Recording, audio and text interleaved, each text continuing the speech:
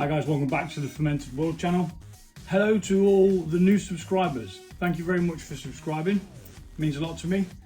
We're gonna get right into this. I am making what we call a perry. Now perry is a little bit like a cider, but instead of apples, we use pear juice. Now, I can't be bothered to go pick a load of pears off the allotment. There's communal areas where you can pick stuff because at the moment I don't have a thing called a crusher, which is what they crush down apples and pears and stuff to make a pulp. So I'm cheating, but I'm just showing that it can be done. And you can make a perfectly good drinkable beverage from store-bought stuff. Now, this is quite expensive normally. Normally it's £2.50 each, but I got it on a mad offer. So I bought 8 of them. Why wouldn't you? So we're going to be adding this stuff. I've double checked. There is absolutely nothing in this apart from an antioxidant, which means it won't go off when exposed to air. But we're going to be fermenting all of the sugars in here anyway. So yeah, let's get it on. Make a perry.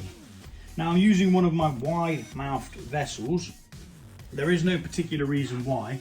It is, well, there is actually a particular reason why, and that reason is because I need to invest in some more bungs for the demijohns, and maybe a new demijohn as well, because I'm going to do 3 different things using this stuff.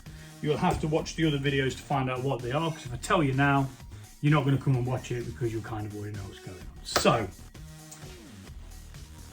this is slightly smaller.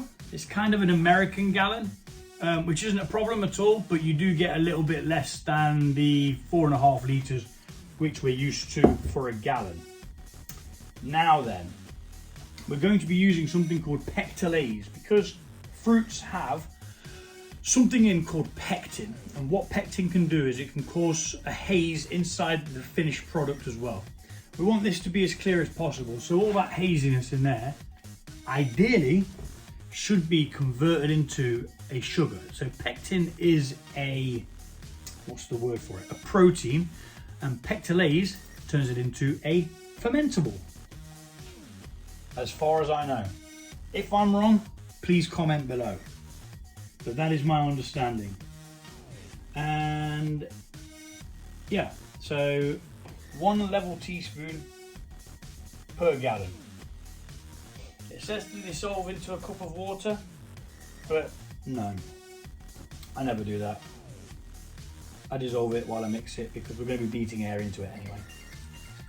And my dog and bones going. Uno momento. Right, sorry about that. It was the school saying you haven't filled in these information forms. I'm terrible with paperwork, you know. I even terrible with writing down ingredients, and I don't even have my little magic black book. So I'm gonna have to try and remember what I've put in. 1 teaspoon of pectins. Now, this uses a pulp, so we are gonna have quite a bit of sediment from this as it clears out, but I'm not too bothered about that. And this has also got lemon juice in. Interesting. I mean, I do like pears. I like juicy pears. Right, okie dokie. But I'm going to be using a craft cider yeast. I'm sure that for a perry they would do the same thing. Cider yeasts are bred to be able to take on fruit sugars. So yeah, it's going to be the same. Any old cider yeast will do. Crikey, you could even use a mead yeast if you've got loads of mead yeast. Any yeast, I believe. I'm pretty sure you could use a beer yeast or a lager yeast or anything. You just might have different results. Now that's interesting. Let's try that. Let's try making a cider out of lager yeast. I might edit this bit out though so people don't steal my ideas. Stealing my ideas. Right, okay, so let's stop being an idiot and crack the heck on. We're going to pour some juice in, is what we're going to do.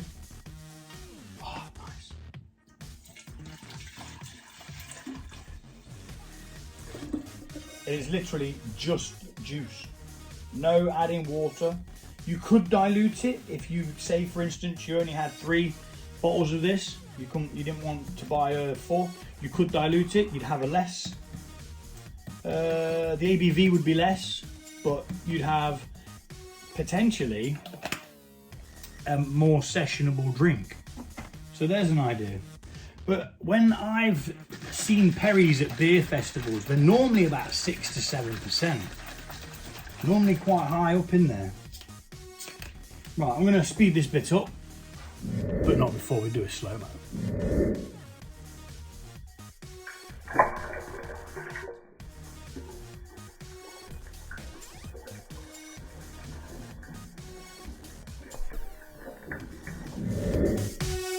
Now, as you can see, this is nearly full.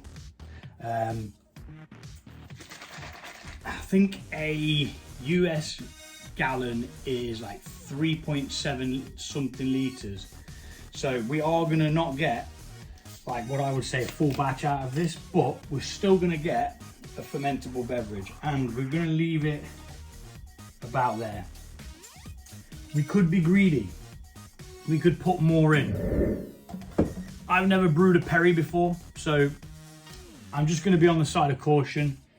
I don't know how it's going to react, if it's going to be a violent ferment or whether it's going to be a steady eddy. I just don't know, so I'm not going to risk it for the extra mouthful of stuff. And look, me and the kids have got something to drink. Be nice. Very good, very nice. Put that in the fridge actually, it's open now. So it's just as simple as adding your juice, taking a hydrometer reading of the juice, calculating roughly where the ABV is going to be if it all ferments out, and if you're happy with that ABV, crack on, you know. If you want it to be stronger, add a bit of brewing sugar. Now, the last one I did a Vimto cider. There was absolutely no need. It came out at 6.8%, and there was no need whatsoever to add anything to it. So I'm beating air in as well as mixing in that pectolase.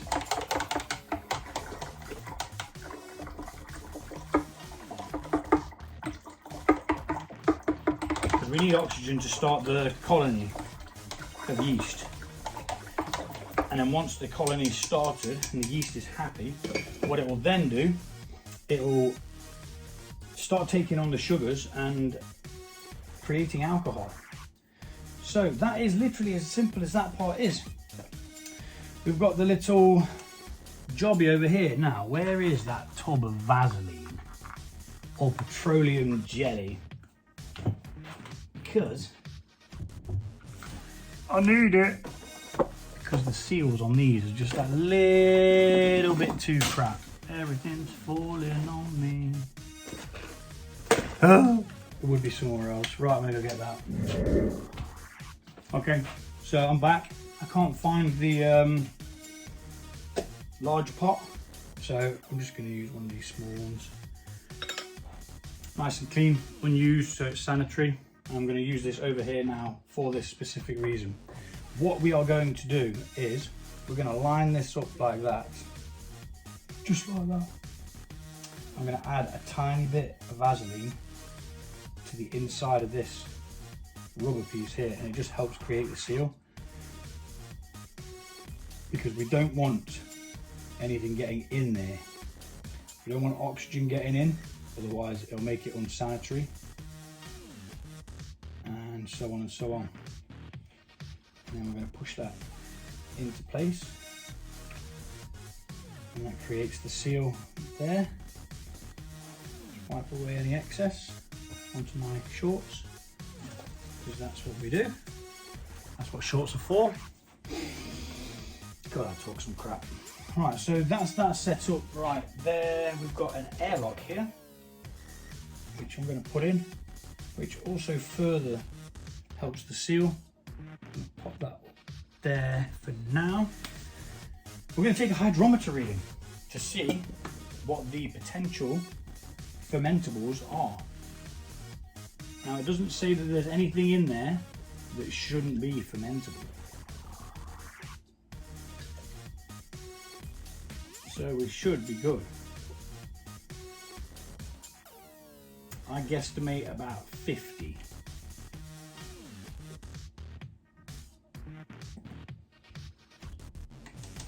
No in there.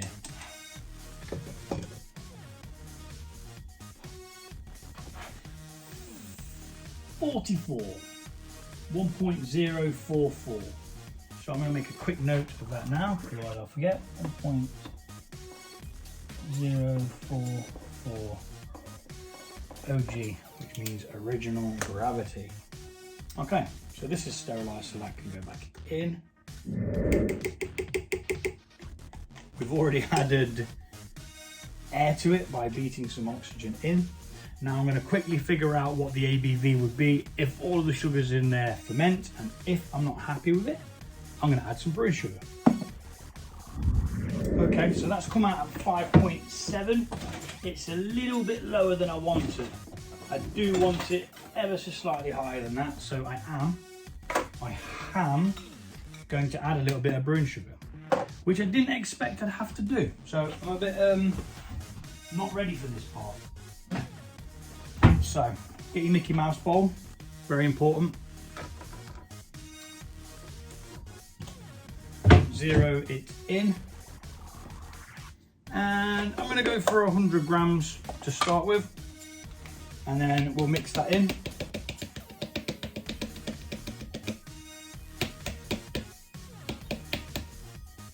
And see what we get.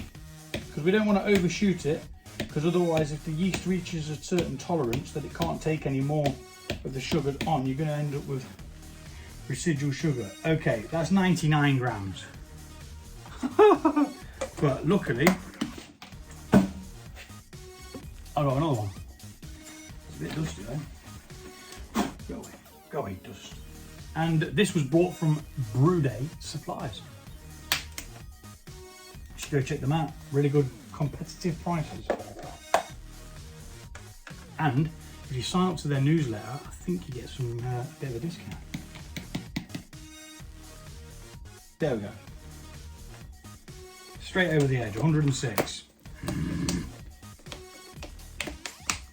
I'm going to say it was 100 though, even though it is 106. So now I'm going to put that in there as neatly as possible. Tip here is if you was to put it in a piece of paper and let it slide onto a piece of paper, that's a way of getting around that. So because it's brewing sugar, it's a lot finer, a lot simpler, it can dissolve a lot quicker, so a lot less work. And to be fair, as much oxygen as we can get in there, the better. It's no bother whatsoever. Once it's dissolved, we'll take another hydrometer reading and we'll see where we're at.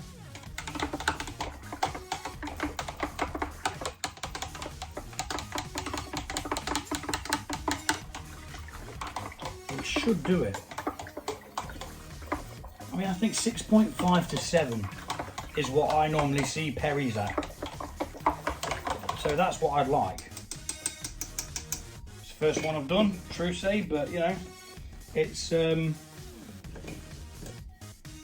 might as well go with what you know. I think I've had a Perry before as well, a local pub called the White Lion. On the beer festivals that was held there.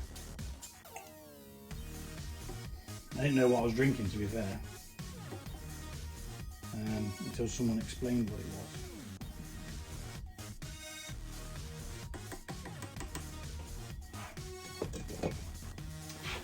was. Okay, so now we're at the 50. Let's try and get to 52 nearly. Yeah, 52. So I'm going to go back and recalculate. Okay, so 52 brings us to 6.8, which I'm happy with.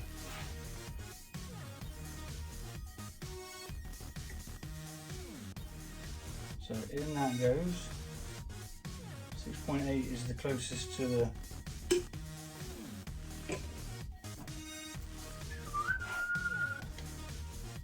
when the rain works, I'll tell you. The 7% that I was looking at, ideally. Because it's quite it's not really something that you buy a lot of. Normally if you're buying a Perry, it's in a pub. No, that's yeast nutrients, don't need that yet.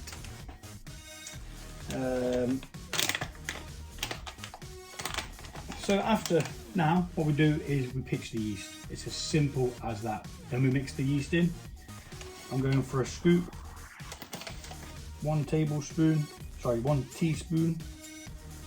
of cider yeast, straight in there. Decompress the packet and then put it back in the fridge. I bought a massive bag of it because it was actually cheaper to buy a big bag than it was to buy 3 small bags. So yeah, go figure. The yeast is doing its thing.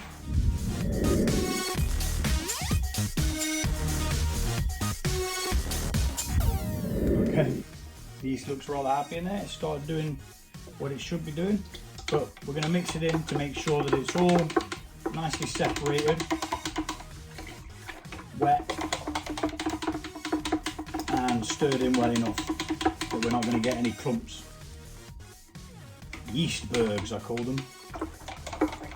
And all the time we're doing this as well, we're adding more oxygen, which is only going to make the fermentation better.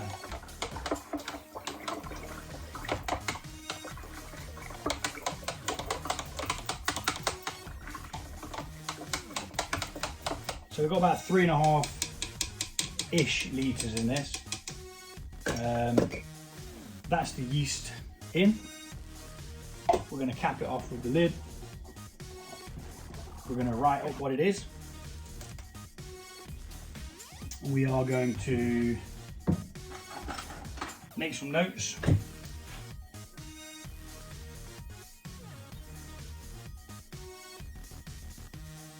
blue thing's wet, so it's not working very well. I'll have to finish that a bit later. Now my pen don't work because it's got wet.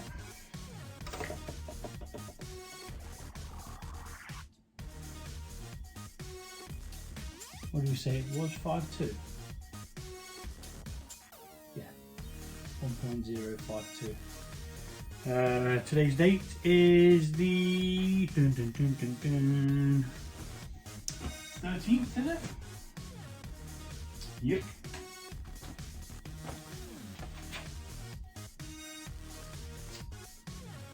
I'll bugger off. I'll come back in a bit and write that down. But yeah, there you go. That's just the start of your perry. For the first 12 hours, just go in and just get some beans. Get it all sorting itself out, mixing it all up. And that's a wrap. Homemade perry from store-bought juice. Simplex. Adios. Thanks for watching. Check back soon to see what else I'm going to be doing with some pears, which will be done today, but I'm just not talking about it now. Watch out. See you later.